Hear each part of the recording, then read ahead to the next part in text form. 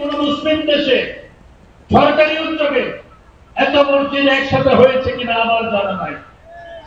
সেটি জননেত্রী শেখ হাসিনা করেছে।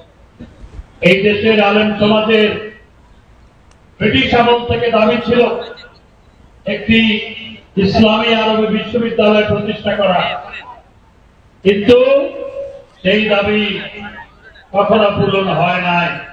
জিয়া রহমান আলেম ওলামাদের পাশে বসিয়ে রেখে এই দাবি পূরণ করার আশ্বাস দিয়েছে। ওই মূলাটাই ঝুলেছিল, কিন্তু দাবি পূরণ হয় নাই। আর বেগম খালেদা জিয়া চেয়ারের মধ্যে বসে থাকত, দুই পাশে আলেমদের মাটিতে বসিয়ে রাখত। মাটিতে বসে তারা খালেদা জিয়ার তোষামোদি করত। খালেদা জিয়া মূলা ঝুলিয়ে রেখেছিল, মূলা ঝুলিয়ে রেখে আলেমদের দাবি পূরণ করে নাই।